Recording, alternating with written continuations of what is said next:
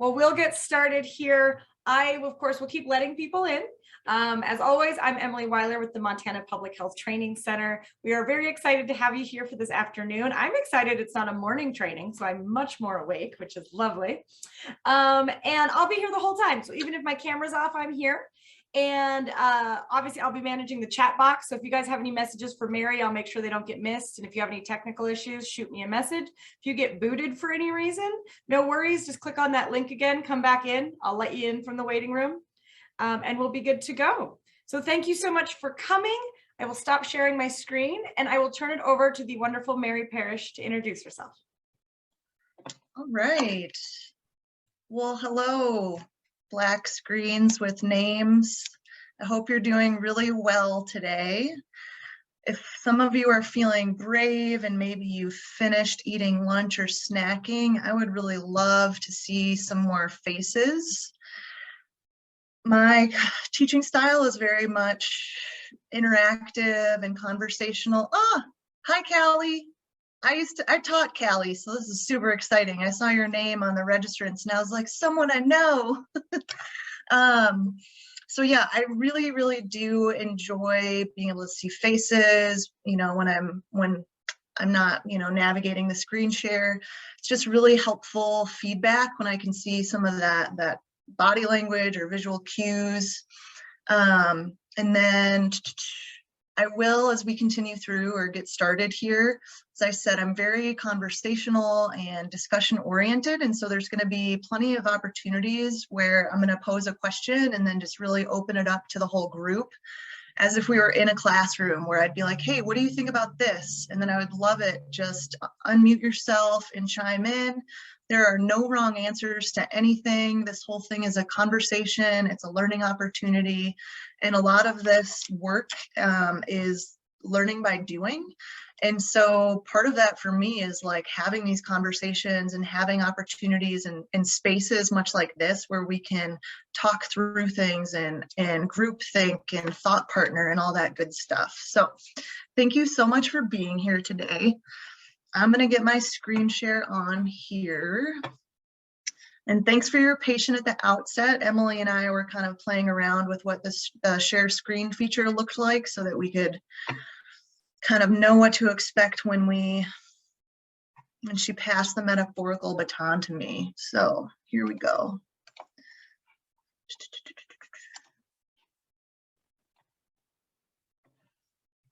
All right, Emily, can you give me a thumbs up? Are you seeing my presentation? Yep. Sweet. And still seeing it? Yep.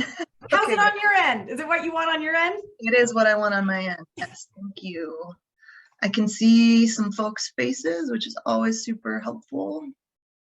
So if you are here today, you registered for a health communications class, specifically a public health or community health communications workshop. So that is what we're going to get into today. And you'll see that since I have had some time to think on this workshop and do some research and reflection, we're now, like, I was able to kind of distill this down to specifically what's called social marketing. And so this is going to be a social marketing presentation with, like I said, lots of opportunity to practice skills and engage in conversation together. Let's see here. Okay, so of course, welcome everybody. I will say any photos you see in this presentation, they are mine. I really like photography and I thought I would include some of my own photos for you. They're typically all going to be from Montana. And so this one is from Glacier National Park.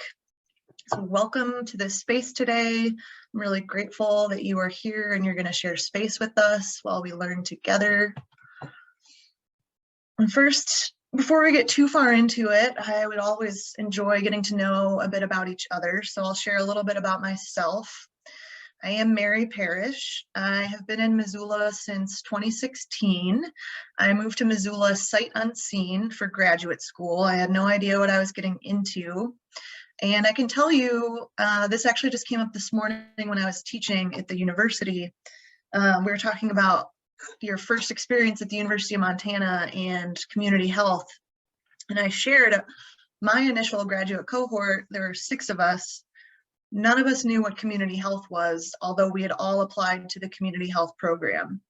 And that isn't to say that we hadn't done our homework or conducted due diligence. I think that was much more reflective of people typically know what public health is when you say it. And community health, I was like, well, that's circling around something that sounds really cool and it feels right. And then when I got to the university and I learned exactly what I was going to be getting into, I will tell you, nothing has resonated with me more in my life than community health. And so that is what I have a master's degree in. That's complemented with a bachelor's in anthropology. I actually was an archaeologist before I was a community health professional. And I currently function as a community health coordinator. I moonlight as a teacher at the University of Montana in the School of Public and Community Health. I have worked at our local health department. I have worked at our local FQHC, so I very much know what it's like to be in public health and really in the thick of it the past couple of years. So some of my skills and experiences that I'm going to bring into this space today are strategic planning and facilitation. Accreditation and workforce development is a big skill set of mine. So if anybody for some reason wants to talk about those things after the fact, after we talk about social marketing, feel free to get at me and ask questions about that. Communications and public information from a community health perspective, as well as from an emergency response standpoint, because I functioned as the public information officer for our local health department during the COVID response. And then full disclosure, equity and anti-racism and social justice are very much a part of my worldview and perspective, and that is also part of community health. I currently do a lot of systems level work. I love scientific research. I really, really love qualitative data. To me, that's where a lot of the magic is. You get the story, you get the why behind the number. And also, I would like to think I'm a pretty good dog mom. And you're going to see probably a picture of my pup later in the presentation here. But that is a bit about me, so you kind of have a sense of who I am, why I was invited to be in this space today, and kind of what I'm bringing to the table. And let me see, we've got 26 folks in here. So you know what I might do is I might invite folks to put in the chat kind of what maybe organization you're currently affiliated with, or what region you're in. So like if you're at a local public health department, the area that you're serving. And then I always just love getting to know a little bit about the folks in the space. And so if you feel up to it, I would love to kind of see if you are someone that considers themselves to be introverted or extroverted. And I fully know that it's a spectrum and they shift throughout time. But what are you kind of like, what space are you in right now? Are you more introverted leaning or extroverted leaning? And while you are working on that, I'm going to see if I can work some screen magic over here. Is everyone now seeing this? Which region of the country are you from? Mm-hmm. Okay, so this is the first time I'm using this, full disclosure, but I put this together just this morning because I thought it would be fun to see what's what. And so if you're on your computer, you can go to menti.com. And then you're going to put in this code 165704040. It is, yeah, no, thank you for that feedback, Emily, because initially it said voting is closed, and I was like, it's open. All right, maybe just a couple more seconds in case somebody else. Rocky Mountains representing. Yep. Ooh, and more.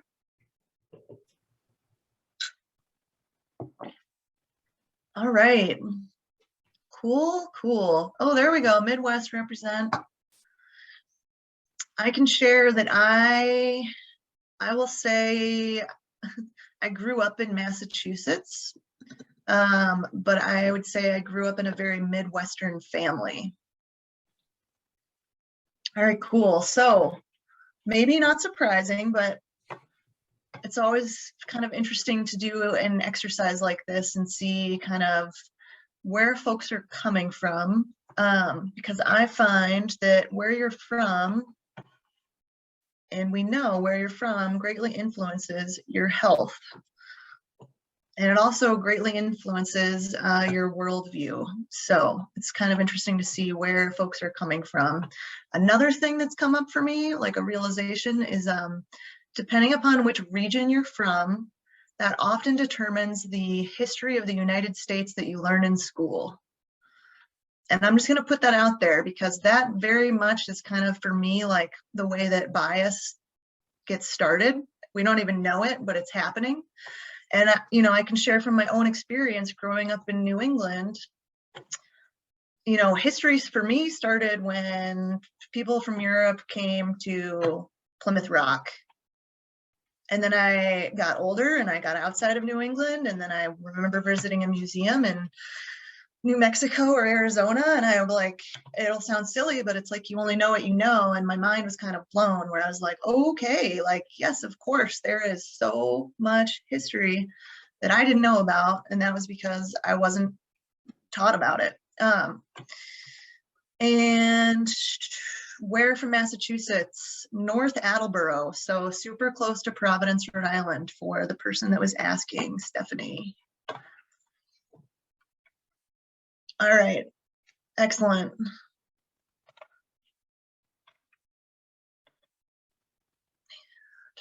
Let me ensure that I am sharing the correct screen.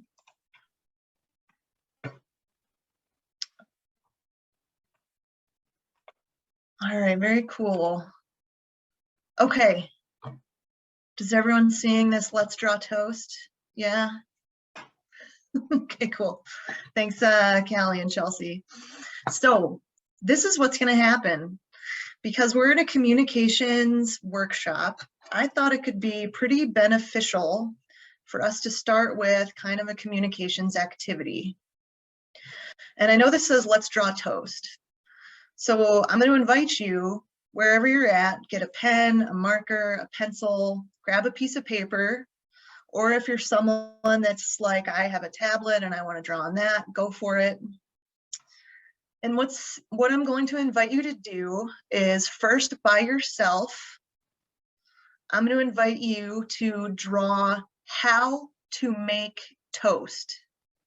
So it's not just drawing a piece of bread. I know I said draw toast. You would probably come back with a square that's like colored in.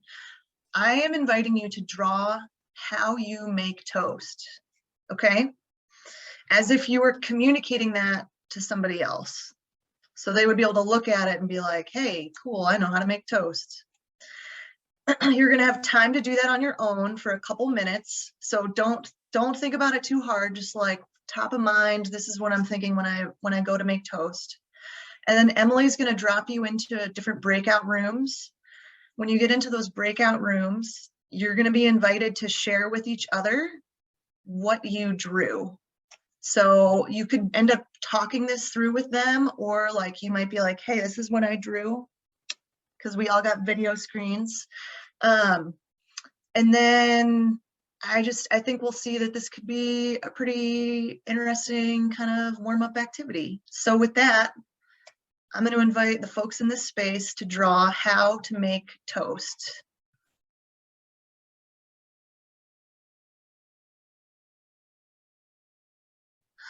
Excellent.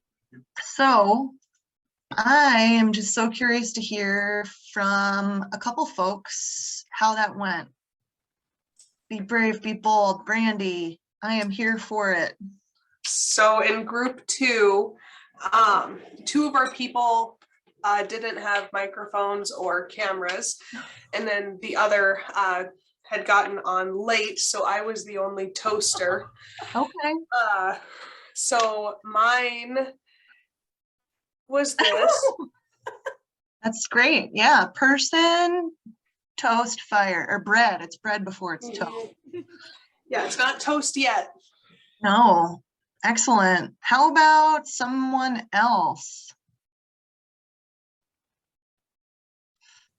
I'll go. Thank I'll you, take it for the Callie. team. So There were about, I think, 3 of us that could show or talk about our toast making process, and we all admitted we were horrible drawers.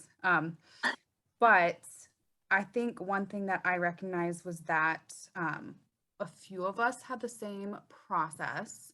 Some of us agreed that, butter goes on toast. But yeah, it was just interesting because we kind of had like different processes to get there. Yeah, different processes to get to what you hope is the same final product, which is toast. Yes. Yeah. So who else wants to be brave and maybe just throw out there, like, why would we start a communications workshop with an activity like this? I think that Brandy needs to show her. Brandy, let's do it. We're here for it. Me again? Oh, no, wrong one. Who was it I was with? See, this is why once I could see your face, I was like, no, we heard from Brandy. But who, Ronnie? Who's Art Johnson? Francis was with Patty, Sarah, and Stephanie. Stephanie. Sarah. Art Johnson, you're muted. Did you mean me? Okay. Hi, it's I think they meant me. I'm gonna go with me. Okay. Sarah and then Art Johnson. that's us. It was Karen originally logged on, but her video wouldn't work or audio on laptop, so we switched over to my computer. Okay. So who's going to show us toast and or talk about why did we start off with this as a communications? Okay, Sarah. Here, let me turn. You gotta, with the background filter. It's got like this much space. There we go. Okay. Oh my goodness. I wrote my instructions out first. Oh, yep. I'm sorry. No, it's fine. Yes, so you big wrote instructions. Okay. So I guess my thought process was to kind of write the instructions down first.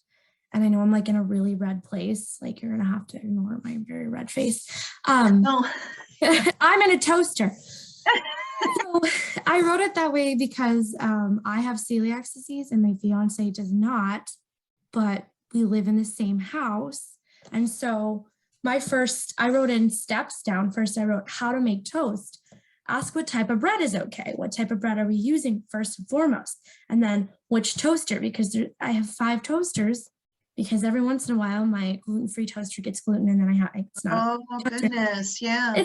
No worries. But so then I drew deciding which toaster, deciding which bread, plugging in the toaster, and I went through that step. But the reason communication is so important is because there's so many little tiny steps that you could miss and you have to communicate, or things that seem obvious that maybe aren't. So that's probably why they wanted me to share. But yeah, I did it that way. And I have terrible little cartoons. My toast is really hot at the bottom. Oh, and I turned it on again. So anyway, I will stop sharing now. No, thank you so much, Sarah. That was great. But that was why I thought it was important for her to share. No, that was great. Because that's really important. Yeah, and what Sarah described was a lot of what communication involves. And a lot of it, as we're going to see from my perspective, is it requires a lot of pre-planning, a lot of upfront work. And so what Sarah described, she hit on some of those, like, well, know your audience, and in this case it was, do they have allergies? Do they have preferences? What kind of access do they even have to a toaster? Is it a toaster like I have? Or is it some newfangled something that I need to figure out how to make toast in their toaster? And I, as a planner, like, I need to do my homework and figure out what that toaster does so I know how to write instructions for it, because we want to work with the resources that people already have and the access that they already have. And additionally, and this is like very common, so I say this like, don't beat yourself up, but like, we make mistakes. It's bound to happen. And I think when we're able to kind of pause for the cause and think through pieces piecewise, that at least helps us catch more of those mistakes up front than later. So for instance, making sure that we ask, what kind of bread can you eat? Do you have a preference? as you'll see, like these are all going to come up in some of our more of our communications conversations. So thank you for sharing and thanks for playing along. I'm going to pull this good old PowerPoint back up for you. And from current slide. Callie, give me a thumbs up. We're back at the toast. Okay, awesome. Okay, so you will have access to this PowerPoint after the fact, and that is a good thing because there's going to be a lot of information, and I've also included resources. And so this how to draw a toast activity,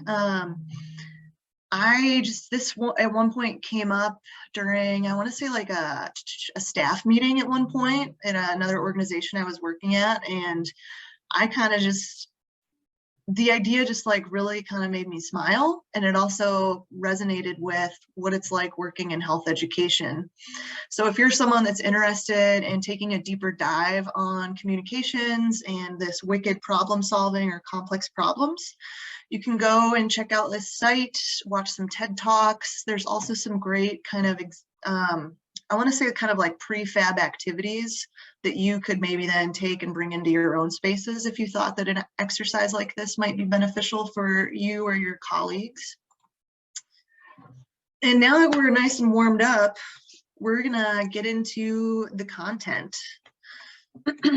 So first, I'm gonna start off with an introduction to community health. And it's really important that I start us off from that perspective because I come from a community health perspective. And so this information and content is grounded in community health. It is very much applicable to public health, but I think what you'll see is that community health is just a little bit different. It's much more localized. And I often describe it as working with community instead of to or at the community. And sometimes, you know, public health very much feels like it is to or at or for. And public health has its place and community health has its place. But today we're going to anchor into community health. And then I'm going to share a bit about social marketing and what that looks like in health education and health promotion. I'm going to get into some of the hows and the whens and the whys, and that includes segmentation, the 4 Ps or your marketing mix.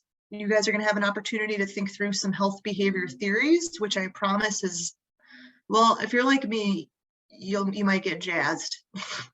I think it's really exciting. Like we actually have tools and things that can guide us when we're going about things like developing a marketing campaign for a specific demographic. And then we're going to practice with a case study from right here in Montana. And at the end, I've got a bunch of resources for you. And again, I just want to, share with you that the content in this presentation comes from the National Commission for Health Education Credentialing and the Community Health Education Specialist Guide, and that is hyperlinked. So if you're like, I want to go check out what that is, you can check it out. Sometimes this is called the CHES, so C-H-E-S, excuse me. And you can get a credential in community health education. So all this to say that this information is it's coming from an accredited, verified resource. So today, again, this is a little bit redundant, so I'm gonna kind of jump through some of it, but community health and social marketing, you'll understand basic marketing principles and how those can translate to effective health communications. We're going to think through what it's like to segment or create smaller groups within a broader population, because we know even if you look at a single community, there's definitely going to be subgroups within that community. And we really want to tailor and target our communications kind of to the lowest level possible. So we're going to talk through that. And then again, health behavior theory, you're going to have an opportunity to think through and look at 3 different health behavior theories. We're going to talk a bit about what keeps folks from being able to change behavior, because remember, everything that we're talking about today it's really hinges upon behavior change for health improvement. But there are, of course, barriers to creating a change and sustaining that change. And it's our kind of responsibility to identify what those are so that we can address them appropriately through our communication strategy and our intervention. And I'm going to touch really briefly on monitoring and evaluation. I was very ambitious when I initially set out to deliver a communications workshop. And so some of these topics we're gonna just kind of do like a surface level. And then a couple of them we're gonna take a deeper dive on so that you get really just kind of a full sense of what some of these process steps look like. And so once more, I'm gonna open it up to the room.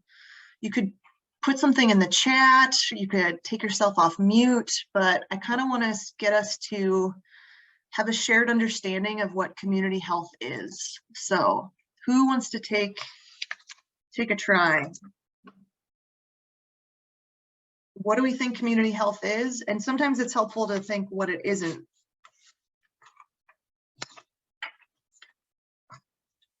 Has anyone heard of community health?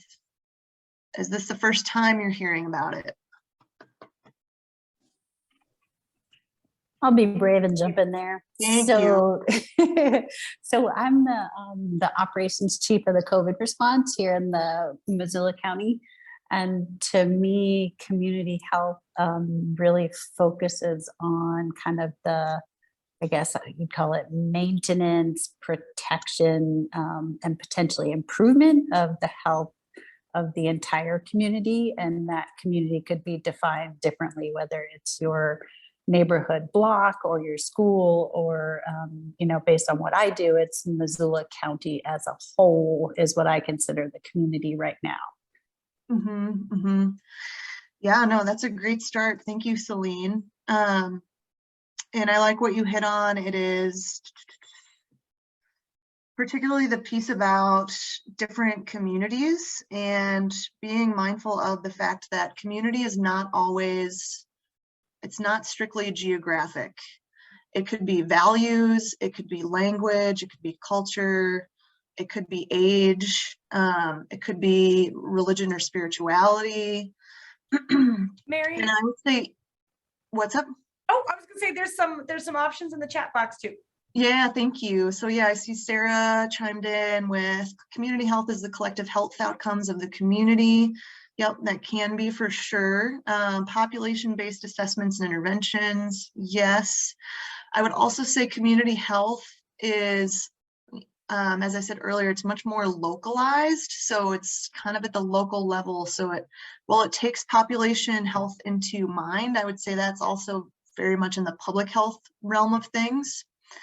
And community health is the focus of health on the overall community. Yeah. What we're also going to find is that community health it's a process. So great start. And we hit on this when we started thinking about protection, prevention. So community health is really focusing on how the social determinants of health and culture impact the quality of life of communities. And so in all of our efforts, we're always kind of focused on improving quality of life. And that is reducing disease, morbidity, and mortality, and ensuring that people really are living the best lives that they can with their resources and environments around them. And as I mentioned previously, I'll probably say this quite a bit, Callie can attest to this, but community health is with community. And I really, really, truly mean that. Community is involved every single step of the way, as much as possible. And that is because people are experts in their own lives, right? I will joke that I'm hardly an expert in my life, which is kind of true. But I also know that I know what I need to be the best version of myself, or I know what I need for my version of my quality of life. Health is very culturally derived, and it's going to be distinct to individuals and communities. And that's why when we go direct with the community, we really want to focus on what is the culture, what is the language, what do they value, and where can we kind of get folks together to then help us identify the health issue that they're experiencing. And again, it's not me as a planner coming in and saying like, well, I did this research and it says you have high rates of obesity, and so we're going to focus on that. No, you do your researcher or your research activities because you are a smart, compassionate person, and you come in and you really kind of open up with listening. And that is what a huge, huge piece of communication is listening. And while you may have done your homework and you've noted like there's 3 really prominent, diseases or chronic conditions that are specifically impacting this community, the community might come back and tell you, hey, it's not obesity, it's not COVID, forgive me, that's just coming to my mind right now, and it's not heart health, it's something else altogether. And we as planners need to be open to hearing that and kind of like figuring out like, hey, okay, what is that about? Because the community, they're only gonna, engage, or we're only gonna get buy-in if they're kind of driving the bus, really. And so if they're pointing you in one direction, I really encourage you to walk with them in that direction and explore that, because that is what is most important to them at that time. And you might find out that by focusing on what's most important to them, that you kind of naturally address some of these other health issues along the way. Like there's kind of just this magic that happens. And so for me, community health, it really is a philosophical perspective, and it's kind of how I approach life and work and interactions. And I really do want to work with people and empower them to attain their version of their health, because their version of their health is what's best for them. And I'm probably over here that has a totally other version of health that's for me and people that are in a similar community. And that's great. And I will tell you that justice is a huge component of community health. And so a lot of times I'll talk about systems improvements or removing things like systemic racism or any of those systemic isms. It's about creating equity. And equity is kind of the ensuring that folks have the same opportunities and outcomes. So it's not just that everyone gets, the same pair of boots, right? It's you get boots that fit your feet and in the style that you like and that will function for what you need them to do. So let's keep some of those components of community health in mind as we kind of forge onward. And of course, again, right, I said I'm super conversation oriented. So I am curious to hear, what do we think about when I say social marketing? What comes to mind? Social media, pretty much anything that reaches people on that level. Yep, social media. So that is, we could say that's like a tool that we have at our disposal, right? How about somebody else? Or you can drop it in the chat because we're watching the chat. So if social media is a tool, social marketing is a process. Yep, social marketing can absolutely be used as, I would say, a process that identifies tools. Typically, and if we're talking about social media, you're thinking about influencers, or even we'll see influencers are going to really come up in any kind of communications, because ideally we're going to be thinking through, who does that community or demographic want to hear from? Who are they willing to receive a message from, or who would they kind of be swayed by? Yeah, tailored message to a targeted audience. Yes, yes, yes, yes. Good stuff. All right, so social marketing, 2 words, right? Social and marketing. So we know it's going to involve some kind of consumer-based process, and it's going to be about social problems. So It is the process of using commercial marketing techniques to solve social problems. And in our case, that's going to be health problems. And what's key here is the distinction between commercial marketing and social marketing. I think what we're most familiar with is commercial marketing, right? Like the commercials on TV, they want you to get the latest iPhone. They are selling you a product. Not only that, you know, they're trying to say, you want this, it's going to make your life better. But at the end of the day, right, that company wants to make a profit and it's benefiting that company. Social marketing, it's kind of hinges on the same thing, but we're focused on voluntary behavior change for improving health outcomes. So that is kind of like the profit. Like, it's not like money in my pocket, it is improved health of the community. So commercial marketing benefits the seller, social marketing benefits the consumer or the community that you're working with. And that's really kind of just, that's the critical piece to anchor into. So thinking a little bit more about social marketing. Somebody's in the waiting room. Okay. I got a pop-up. So understanding social marketing. So I am someone that I always just like to kind of provide a roadmap or context.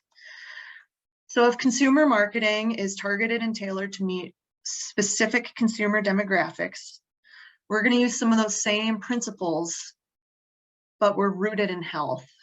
So we're still going to be thinking through, again, what is the culture? What are their values? Are there shared interests across ages or race ethnicities? So we're going to use consumer-based marketing techniques to solve those social problems. And just remember, this is, at the end of the day, we're trying to get folks to engage in voluntary behavior change.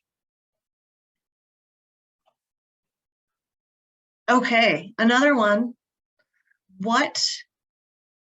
So social marketing, of course, requires effective communication, because we're going to be communicating with the public.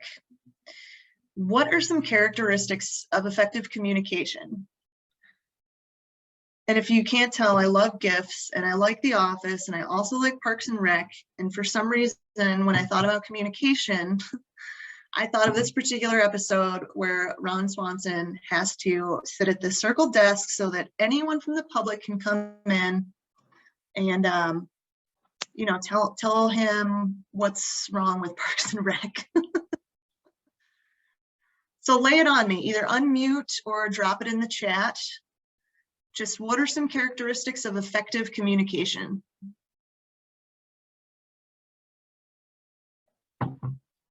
Transparency, absolutely. Listening, absolutely.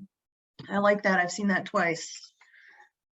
Trust, yes. Trust is like such a critical component of, yeah, 2 ears, 1 mouth. So use them at the same kind of ratio. Listen more than you speak.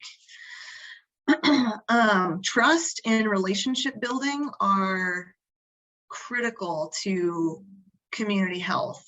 We really, really focus on building relationship. And you'll probably see that throughout this process, because it's very much like, if you can, you want the community sharing with you what they need, what they see, what they value. Accuracy, correct. Accuracy in information, while also knowing that your message is, it's going to conflict with other messages that are out there.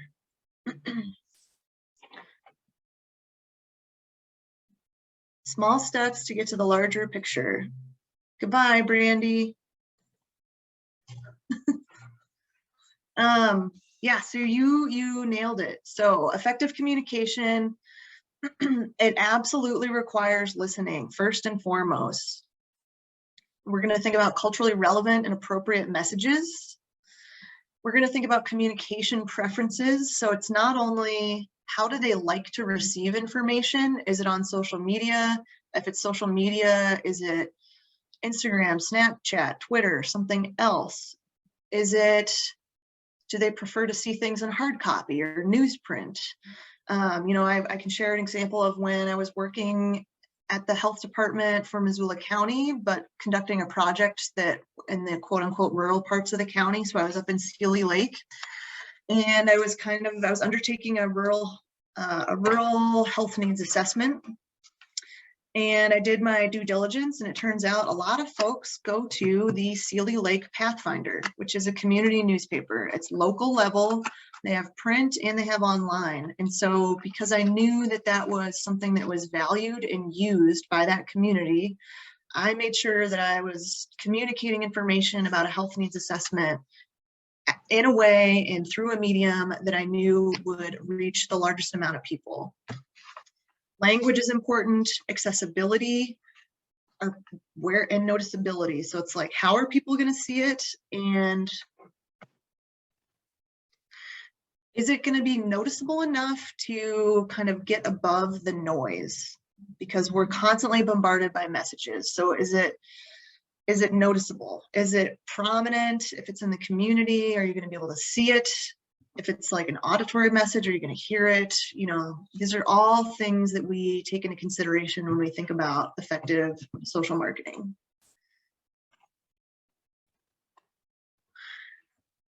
So now we're going to get into the when. So generally we conduct social marketing when you're going to shift the behavior of a large number of people. And by that, it's like really, we want to kind of think through about our investment of resources. And so we're thinking about like a community level scale or an organizational level scale so that it's large enough to kind of make a change on that health indicator, right? So small, it's not individual, it's much more, it's that interpersonal, organizational, community level over a long period of time. So yeah, of course, that's going to require investment. It's going to require resources, but it's over a long period of time because we know behavior change takes so much time. And so we need to be able to give people the opportunity to change, and that takes time. It's not an overnight. That being said, we of course know that sometimes something happens and you need to communicate something quickly and rapidly, and it needs to be done. And again, forgive me, but we've seen that with the COVID response, right? So it's kind of like it's going to be situation and context dependent, but in the context of social marketing here, we're thinking about you have time, or ideally you have time, you have the resources, and you have a large enough N or number of people that you're going to make an effective change. And so now you're like, well, how do we do it? We can think through when. We've kind of talked about why and why it's really important to have tailored and targeted messages. Generally speaking, you define the problem. How long is long in social marketing? That's a good question. It's hard to say. And I just made a face. I don't know if you saw it, but like, that's one of those things that it's going to be context dependent, really. And it's going to depend upon things like how quickly you're able to get buy-in from the community. And when we get into theory, it's going to take into consideration, well, where are folks? What is their mindset with behavior change? Or what is their level of awareness? So by that, I mean, are we meeting people that are in what's called pre-contemplation, contemplation, or ready to change? If they're ready to change and we meet them at that moment with whatever they need, that could be a pretty quick change and not a lot of time. But if we meet folks and they're in this pre-contemplation / contemplation phase, where they're either not even considering a health behavior change, or like maybe someone somewhere planted a seed around behavior change to improve their health and they're starting to think about it, that's going to require a lot more time and investment, because first you need to meet people where they are and kind of suss out like, oh, well, are you in pre-contemplation because you don't have enough knowledge, or is there not enough awareness around this issue? Or are you in contemplation because you know some things, but you don't have the skill set yet? So you need to kind of learn how to do something. So again, Celine, that's a great question. And me saying it's context dependent is very much because of kind of those different examples that I went through. It's really going to depend upon what you're hoping to achieve and where the community is in terms of their mindset at that time and where they are with their regard to awareness, knowledge, ability, and confidence. So when we jump back into our social marketing steps, define the problem broadly, and this to me is really critical, without providing solutions. And why do we think that's the case? Where should the solutions be coming from when we think community health? Yes, Margaret, the community. It is so enticing for us to, and I do this too, where I'm like, oh, I see these health issues, like I can think of like X, Y, and Z that could be solutions. I'm going to invite you, and as I remind myself, like, hey, put a pin in that. If you find yourself and you're in a space where you want to kind of flesh those out, go ahead. But then I'm going to invite you, when you engage with community, you set that aside. You don't even bring that into the space. Or what you do is that's in your back pocket. And so maybe if the community, let's say they're a little shy, they're a little reserved, I would say maybe then those are in your back pocket. So you could be like, well, for instance, here's an example, just to get the conversation going, because sometimes people, we got to warm up to these things, and it can be helpful for people to anchor into an example. But I really invite you and encourage you to let community be the guide, including providing the solutions. So then you're going to articulate the problem and ensure a shared understanding. And that's going to be with community as well.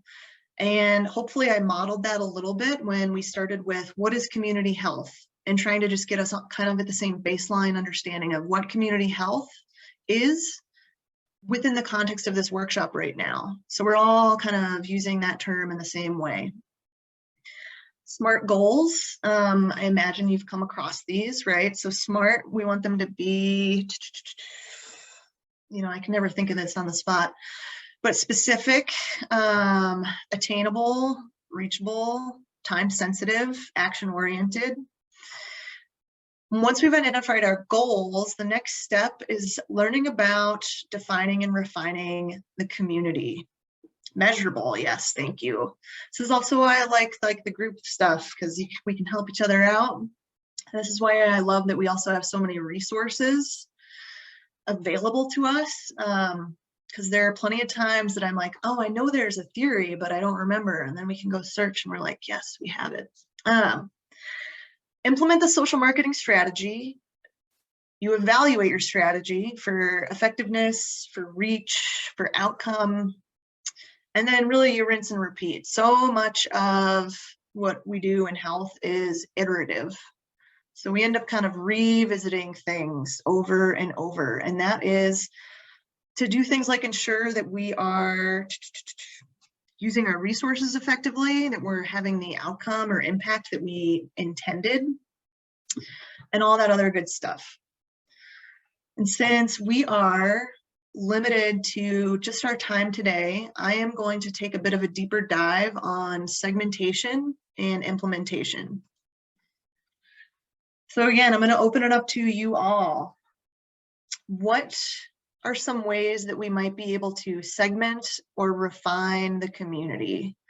So I believe it was Celine that said you're working at the Missoula City County Health Department. So let's just maybe roll with that. So we initially heard Missoula County is my community. How would we segment the community of Missoula? Because not everybody in Missoula County values the same things, has the same culture, speaks the same language, wants to communicate in the same manner. What are some ways that we might create or identify subgroups of Missoula County's population? Again, you can drop it in the chat. I've got that open, or you can unmute yourself and chime in. Age, yes. Yeah, I was going to say the basic demographics, right? Age, sex, potentially where they live if they're in assisted living or long-term care facilities, right? There's all kinds of there's all kinds of little pockets you can put people into. Totally, right? And it's like, we think like health messaging to people up in Sealy Lake is going to be different than health messaging for people in Missoula proper, because even when you think about access to resources, that looks really different in different parts of the county. There might be folks that kind of resonate more with rural frontier ideals outside of Missoula proper than they do inside of Missoula proper. So while you might be trying to hit them with the same health information, it's going to look very different to different parts of the county. And you hit on this, right? So basic demographics, that's kind of like the quote unquote low hanging fruit. Like we could think through age, ethnicity, race, educational attainment, socioeconomic status. But then also, like, we really want to think through what are different trends we see across the broader community or county, and are we starting to see trends where we might be able to like pull a thread and be like, well, this is what this group thinks about X, or this group has these motivations for change, while this group has this motivation for change. So because there's two different kinds of motivation, I know it's two different kinds of communities, and they're going to get different messages, but the end game is still the same. It's still voluntary behavior change. So demographics, absolutely. And then thinking through access, values, motivations, it's kind of those psychosocial characteristics. And we can do this using secondary data, so data that already exists, as well as primary data. If you have the time, it can be incredibly beneficial to really, truly sit and listen and be with people. Maybe that's in a Zoom space, maybe that's one-on-one conversations. For me, that at one point was posting up at the Sealy Lake Community Foundation and being present in person so that people could come and like say what's up. Maybe it's a survey instrument where you're like, we need to reach a lot of people in a short amount of time, but I want to get some qualitative information around values and motivations. And then what's really critical is that you verify this with the community, right? Because we want to make sure that we're continue moving forward in a manner that aligns with the community. So you want to just kind of go back and reflect, hey, this is what I've heard about motivations and access and your preferences for communication. Can you like verify that for me? Like, does that sound about right? And that is really, really critical. So that's member checking is what that's called. And that's letting you kind of pre-test where you're at initially and giving you that opportunity to refine with their feedback before you scale up, right? So it's always best practice to check in with community. The 4 Ps, I am sure you might have heard of these when we think about consumer or commercial marketing. Product is what you're selling. Place is where it's going to be, how people, like where people will access it. Is it online? Is it in person? You know, 3-part workshop series. Promotion is probably what we think of most, which is like, how are you getting the message out there? And this price piece, I'm going to come to that last because this one is a little different when we think about social marketing and health.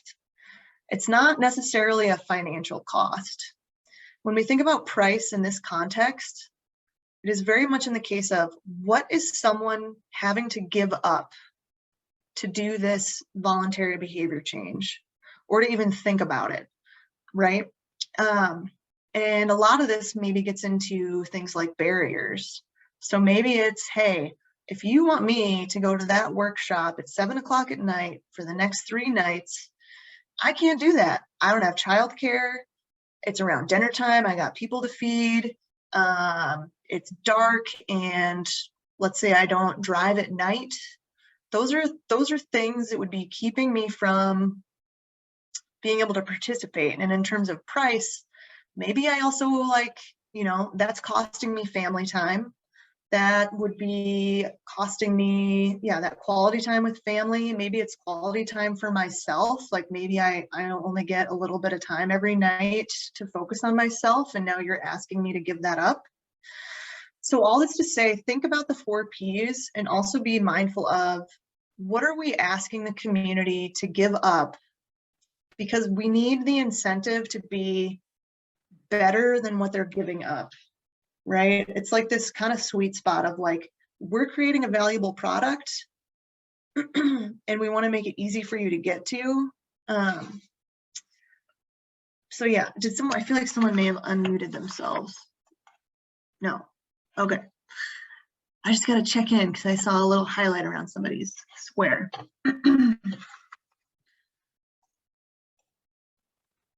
And I know I'm cruising, but that's because I'm keeping an eye on time and I really want to be able to get to this practical application component, because that's really kind of where the magic happens. So when we're first thinking about segmenting the audience or coming up with subgroups, again, we're thinking about who they are, what they like, what's the best way to reach them. I mean, even in this group right here, like, I am certain that there are preferences like call me on the phone, or please God, never call me on the phone and text me because I hate talking on the phone. Like that exists in this space. So thinking about how to reach them, and it's how to reach them effectively. Like, oh, well, we know that they love text and they'll engage with us, or, oh, like you got to call that person if you really want to get in touch with them. And then again, just reiterating, we need to think through where are people at with regard to awareness of, let's say, the health issue. Where are they at with interest? Are they even interested in this conversation? Because if they're not, then that is kind of on us as planners to pivot and shift and use resources in a different manner. A lot of times I talk about the sweet spot is finding what's both important and changeable. And that's your sweet spot. A lot of times we can identify things that are important, but they're not changeable immediately. So like, especially you think about systems level change, that often takes a back seat because it's going to take more time. But the sweet spot is what is important to the community and is more immediately changeable. If you are at a place that's changeable but not important, you're wasting your time because you don't have that buy-in. So we think about attitudes, conditions, like what is the environment like where they're at? Is it even conducive to health behavior changing or health improvements? Can we empower them to act, and will they be able to sustain a change? Okay, let's do, this is what we're gonna do because I was chatty. Initially, full disclosure, I was going to break you out into groups and have each group research a health behavior theory. We're going to kind of nix that, and I'm just going to run through some health behavior theory stuff. And then we're going to kind of wrap up the conversation about social marketing. And then you'll have a little bit of a break. And then we're going to come back and do that practical application. So that's where this stuff is really going to come together in a meaningful manner. So, health belief model, trans-theoretical model, and diffusion of innovation are just a handful of the many theories that we kind of have at our disposal. And I bring these up because they are pretty important when we think about social marketing and communicating with the intention of getting folks to voluntarily change behavior. So when we think about the health belief model, this was first created in the 1950s. And it was originally around thinking through how to get people in for screening programs for prevention and early intervention. The key to this model is that the premise is health behavior is determined by personal beliefs. So what I think, what I feel, what I value, and or the perceptions about a disease and the strategies available to decrease the occurrence. So this is getting at, what do I believe? What do I value? And perceived risk, severity, benefits, and barriers. So this is like where we could gather information about our community or subgroups. Do they perceive that health issue as a risk? Do they perceive smoking as a risk to their long-term lung health, or do they not? Do they think that it's going to impact them significantly if they continue smoking and smoke all day, every day? If there isn't a perceived risk or perceived severity, you're really not going to get folks interested. If there is a perceived risk, like, ooh, this could diminish my health, or more rightly, you're going to anchor it into something that's important to them. So, hey, this engaging in this behavior could take away from your ability to thoughtfully and meaningfully engage in your relationships. That's more impactful than your health is going to be blah, blah, blah. It's more like, no, this is going to impact your quality of life, or it could.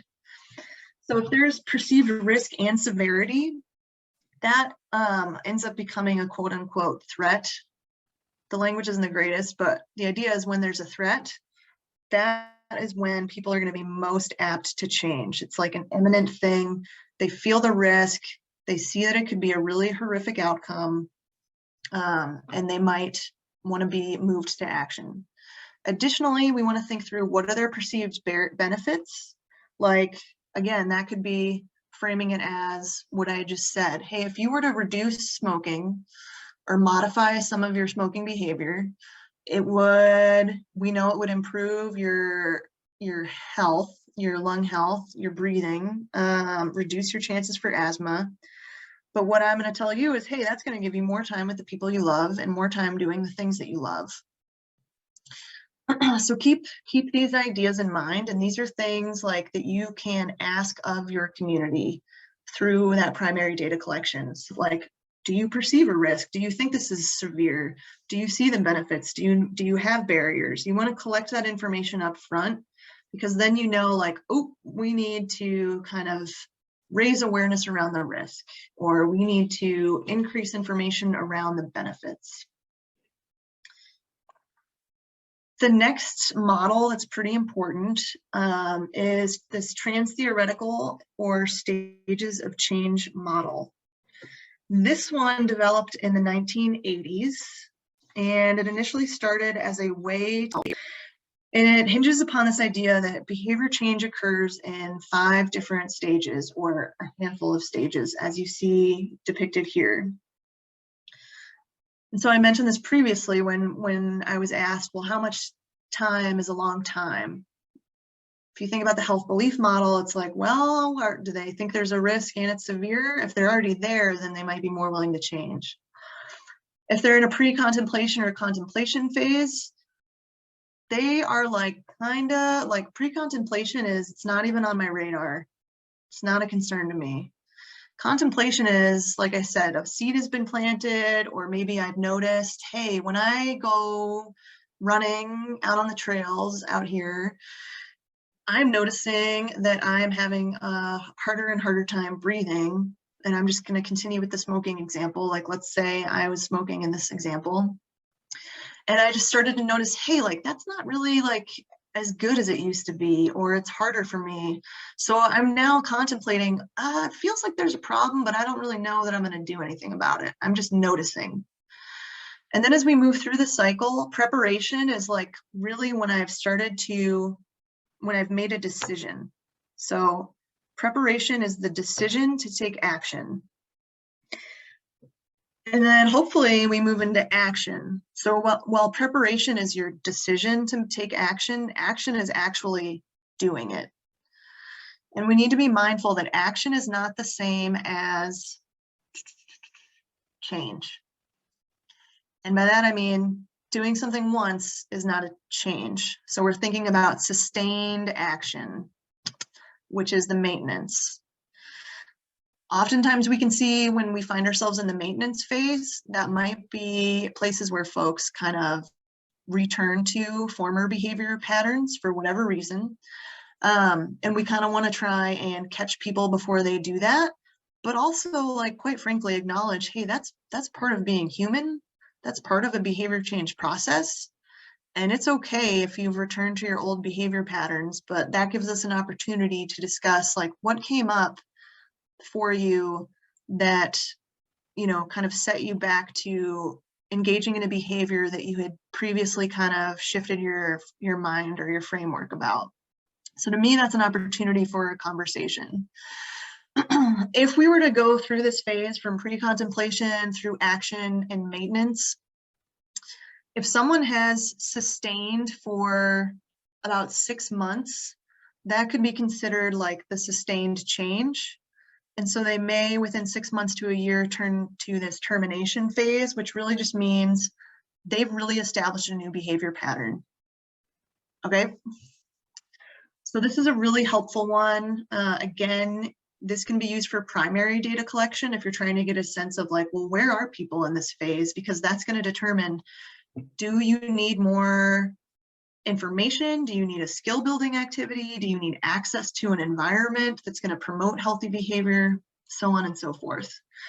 The next theory that I wanted to share with you is the diffusion of innovation theory.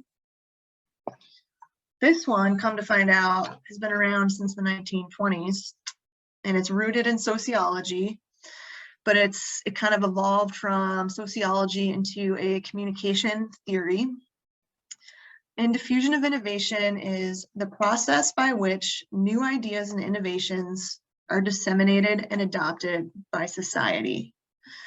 And I share with you the diffusion of innovation in this curve because typically, whether it's a new product, like whether it's your new smartphone or new electric hybrid car, or a health promotion program or a behavior change, we often see this same curve.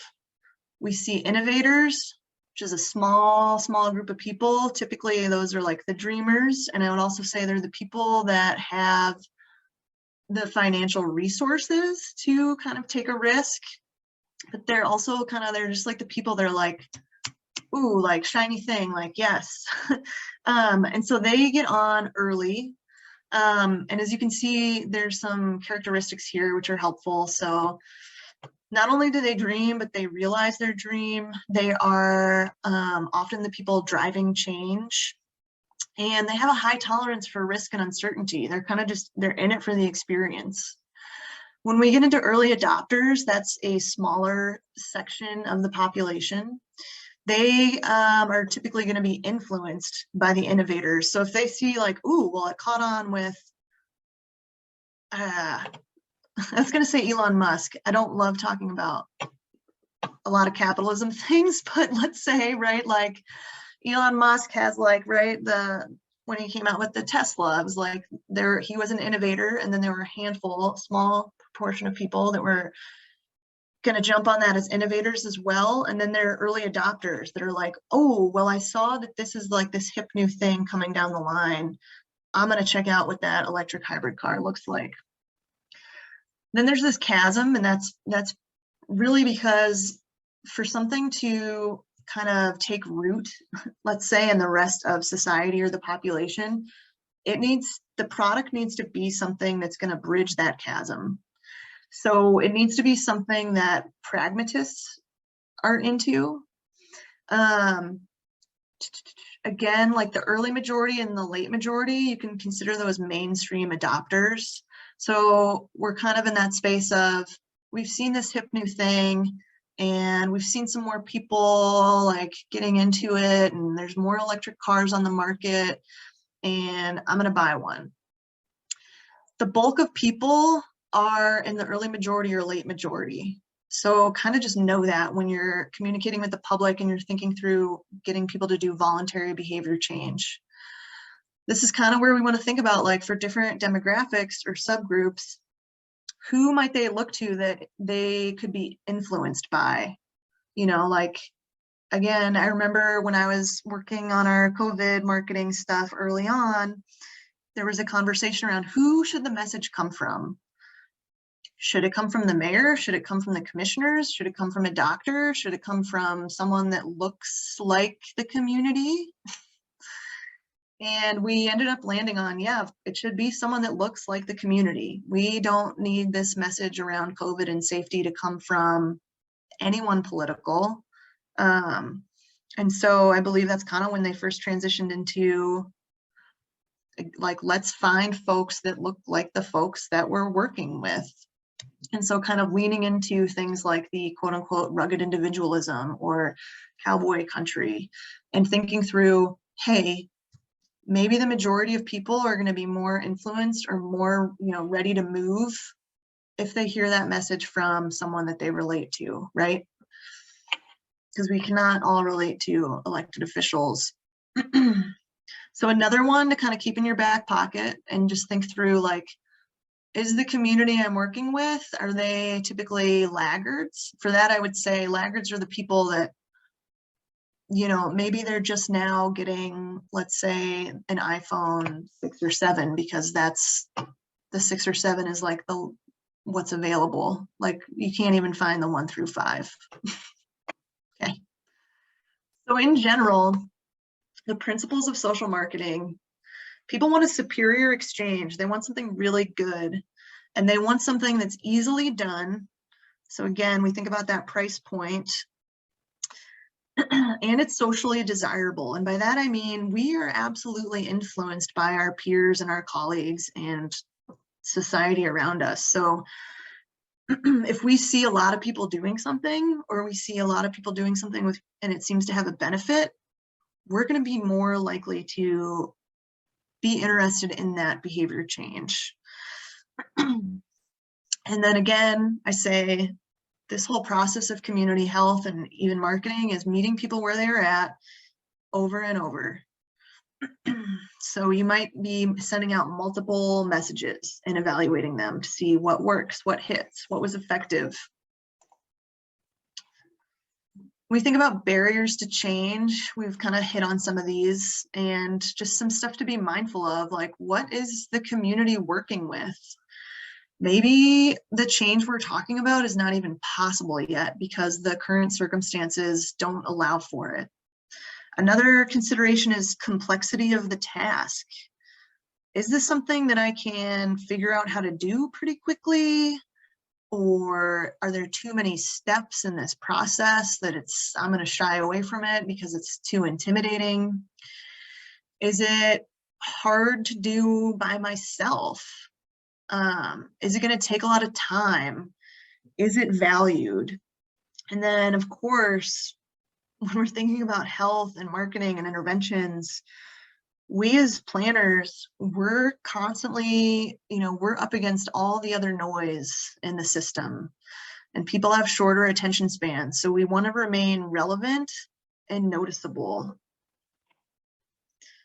Just a couple more here. Some other things that might come up for folks are, hey, the results are not what we thought they would be. We thought this was going to be like night and day. I would notice a change immediately, and that's not happening. I'm sure that happens quite a lot. So just be mindful of, people might come back and they're like, hey, this is not what we thought it would be, or this is taking longer than we thought it would be. Other things that might keep people from changing or sustaining change. The change could have negative consequences, either unexpected or unintended. And by that, it could just be like, maybe the behaviors they had to swap didn't feel like a fair swap. Or maybe we noticed we were trying to address one thing over here, and we realized that created a problem over here. So for instance, I had read an article about, it was like this really rad community organizing around decreasing loneliness in England. And it has become this really wonderful health intervention where community members have been trained as essentially liaisons. I can't think of the term that they used, but they were like social connectors. That's what it was. And so they ended up having, like, originally they found people that were in like kind of critical spots. So like they trained taxi drivers, and then because those are people that were always going to be associating with other people.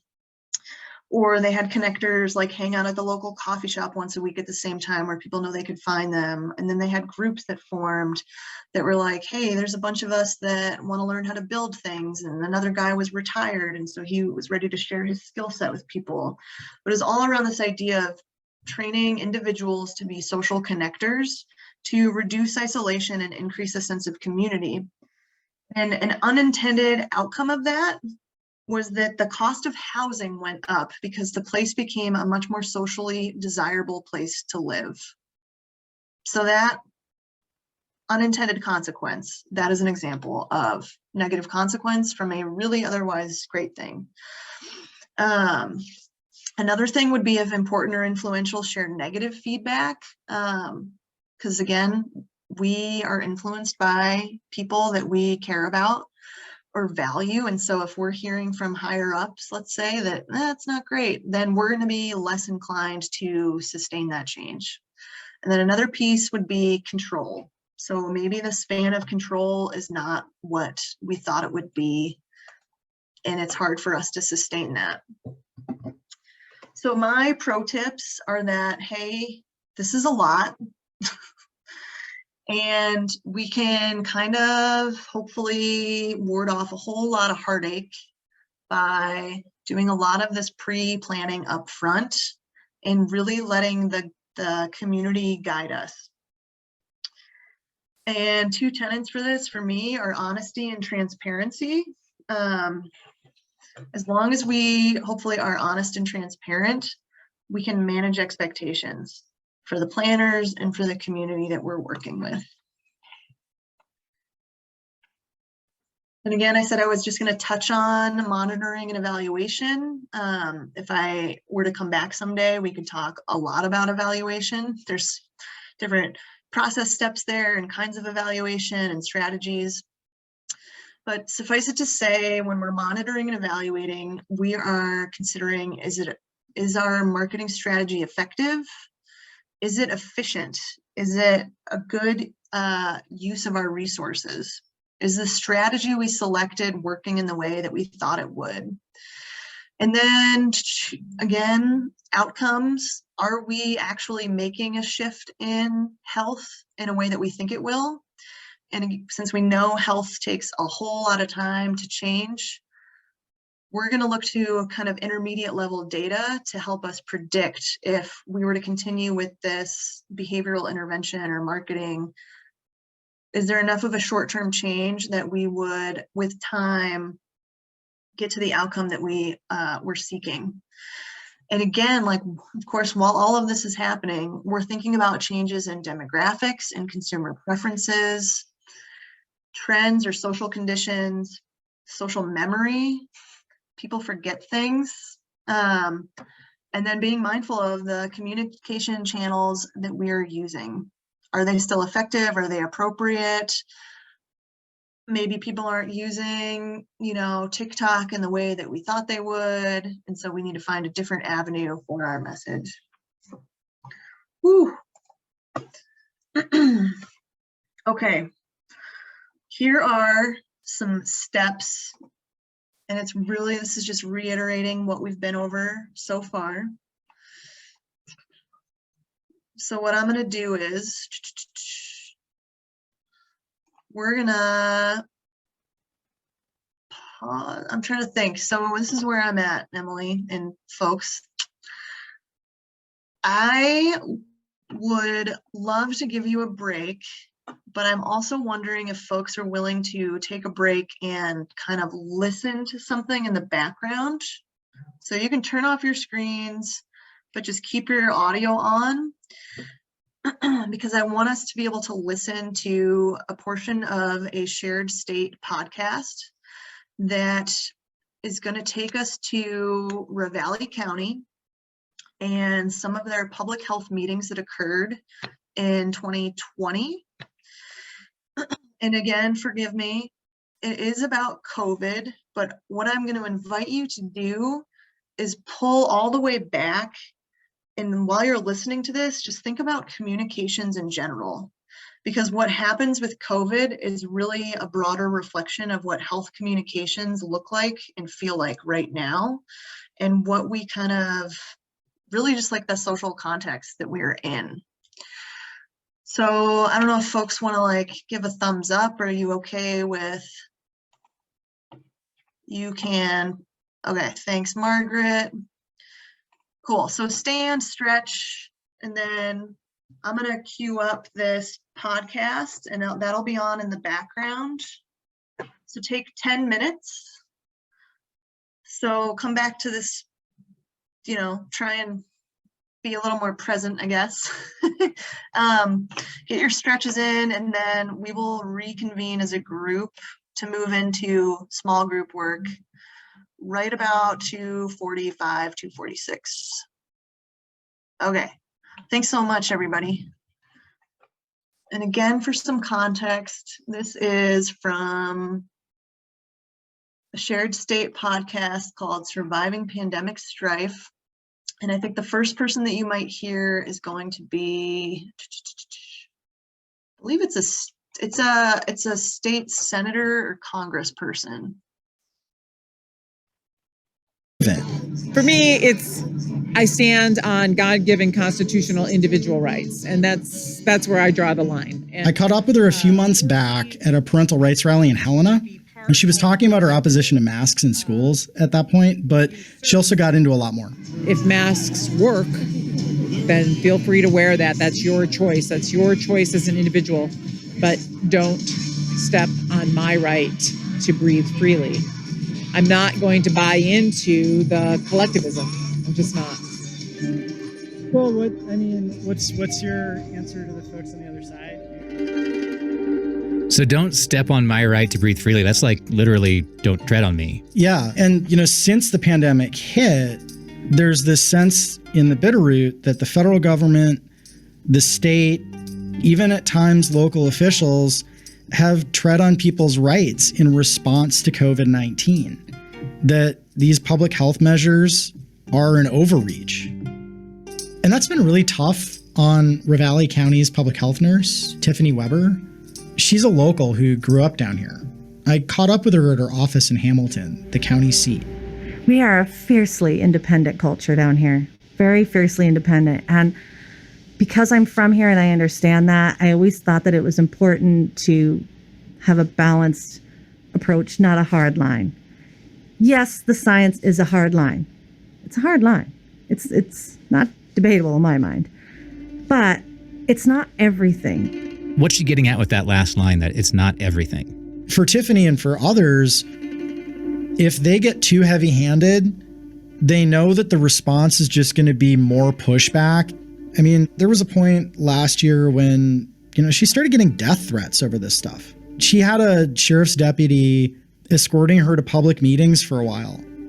And so they need to thread this really fine needle where they're protecting the public health, but not doing it in such a way that completely alienates a segment of the population and prompts them to push back.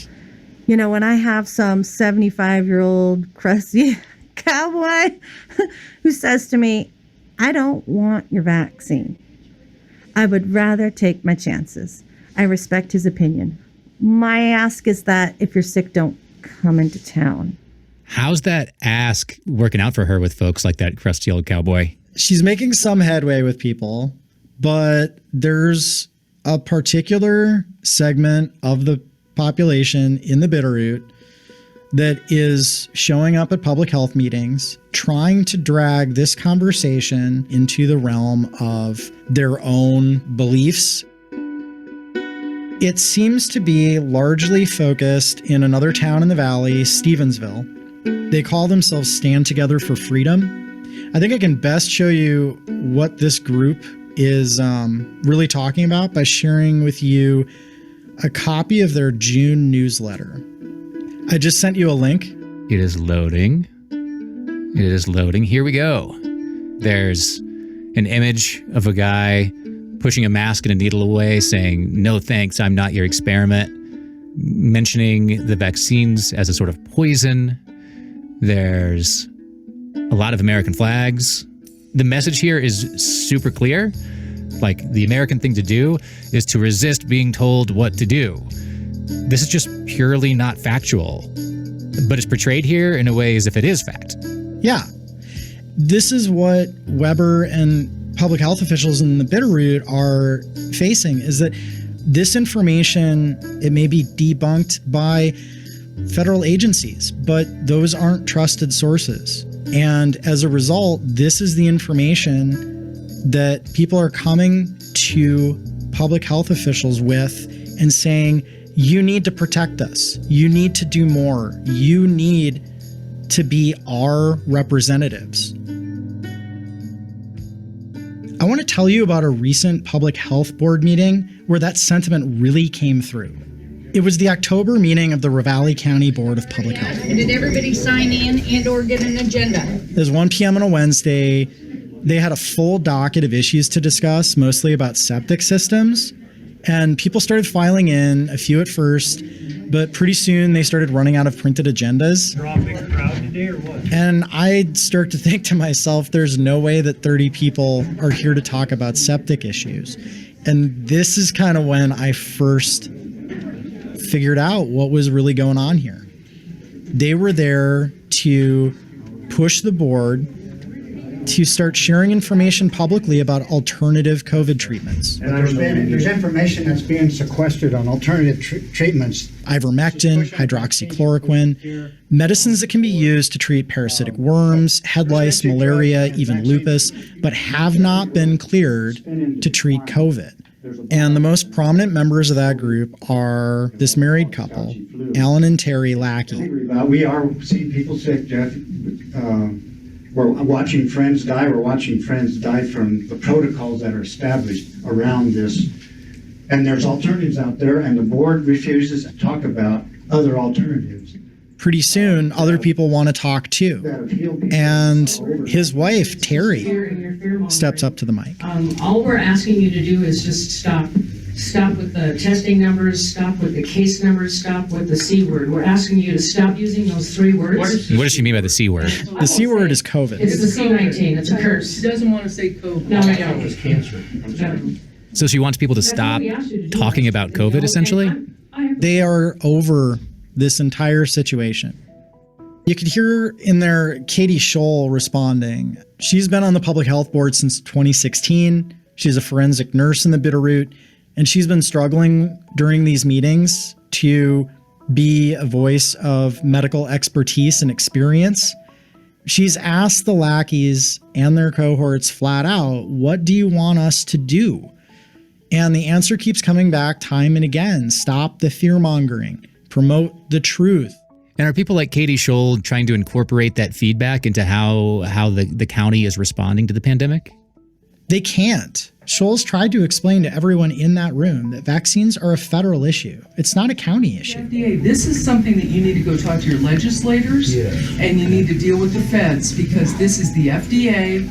And until the FDA takes it and puts it in that documentation that these drugs can be utilized in those manners, we cannot legally turn around and say, yeah, go ahead and do it. We can't.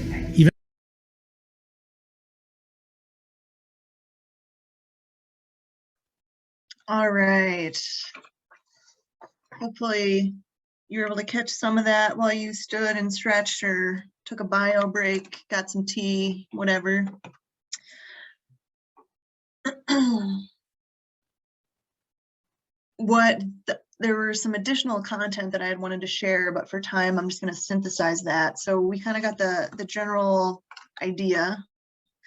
In Ravalli County, there's probably 1 person at their health department or 2. And so you can maybe really appreciate where that individual Katie was coming from, where she was saying, you know, there's this space of like, we still need people to be on our side. We can't push too far. And then we're hearing a lot from the community that lives there, how they feel about things. And I will say in the next segment, it was going to be a segment from, they ended up holding a separate public health meeting that was specifically about COVID. So trying to get folks to go to one space and forum to talk about COVID, because the public health department was experiencing people wanting to talk about COVID during their routine standing meetings. And the public health department, of course, does much, much more than just communicable disease intervention. And if you were to listen to that other stuff, you would hear just a lot of folks from the community. It went for 4 hours.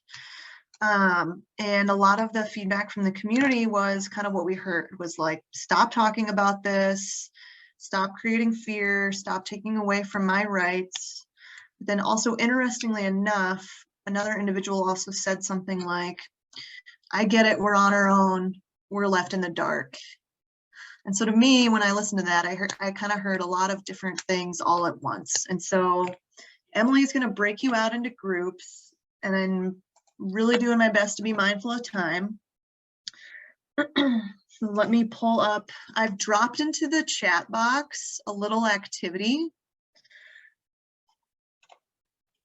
which really is just some thought-provoking questions. And let me share my screen again so we're all looking at the same thing. All right, we all looking at the questions here? Mm-hmm. Okay, perfect. So Emily, I think, has broken you out into 5 groups. What I'm going to do is have the first group think about this first set of questions. The second group think about the second set of questions. The third group think about the models, the theories. And then the fourth group, this last question, like, how might we start to think through segmenting?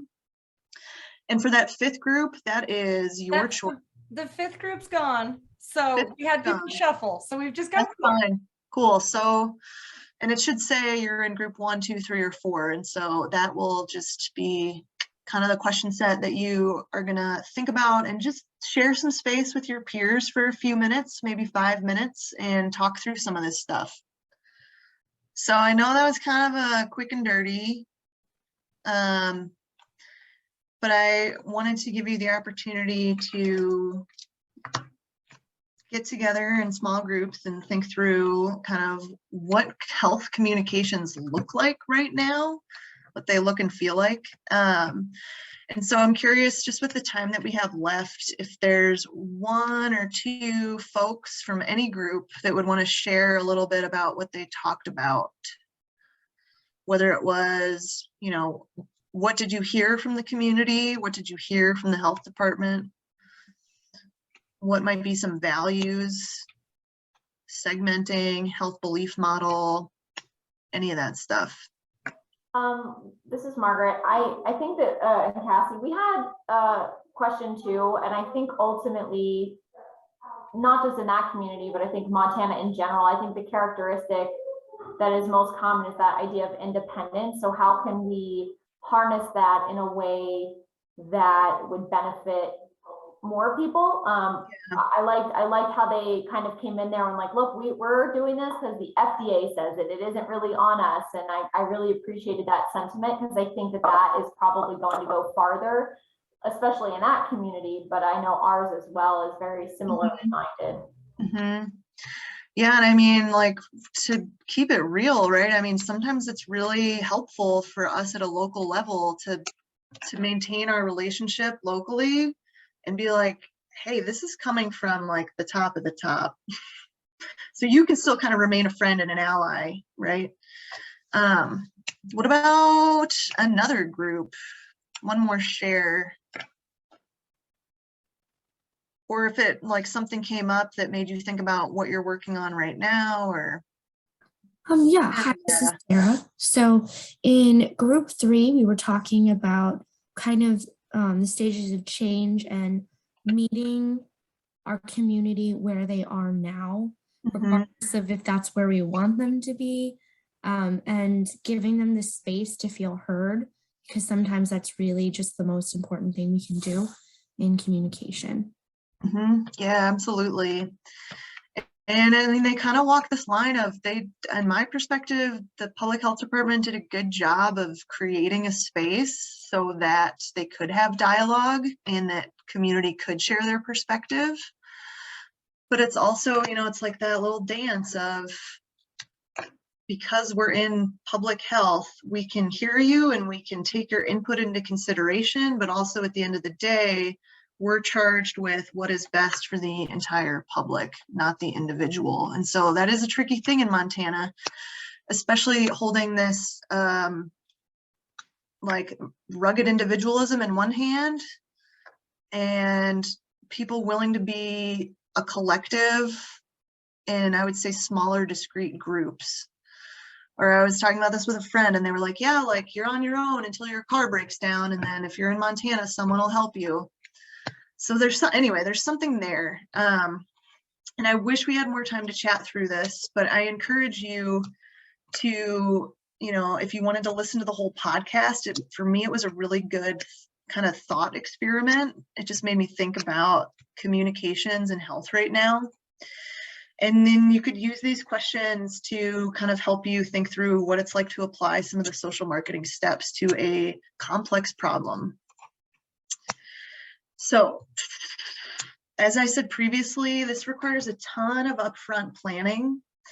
And the takeaway from the podcast was really not just about COVID exclusively, but about how we're now working in a space with a really intense and intensely divided social and political climate, and acknowledging that that's where we're at and it's hard, but we are here for it. Really, our best resources are each other. So being in spaces like this, connecting with colleagues across the state, connecting with your community of interest, time and resources. And then you will be getting this. So you'll be able to refer to some of these references and resources. These are hyperlinks. Some of these are really great resources. If you have not come across them yet, this pink book has tons of worksheets and templates that could be really beneficial for planning and outlining where you're at in the social marketing process. Being here and sharing space with me today and with each other. And as you move forward, try and remind yourself that we're always trying to do and we're willing to ourselves as collectively while working in public health. We're all just trying to do the best we can in the place we are and trying to do that with kindness and compassion. And Emily would also like to close out and let you know about an evaluation. Gotta love them. Thank you so much, Mary. And yeah, there's a link in the chat for our evaluation survey. We will email it out as well for those that had to leave early. It's very quick, but please give us some feedback. Thank you so much for coming this afternoon. I hope you enjoyed yourself, Mary. I love working with you. You're just a ray of sunshine. I adore it. Fun. Yeah. And you'll all will have my contact information. I love working with people.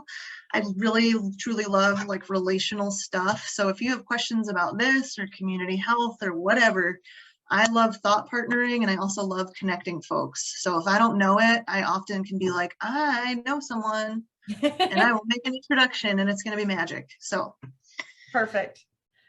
Thank you so much, everyone. Have a wonderful rest of your afternoon.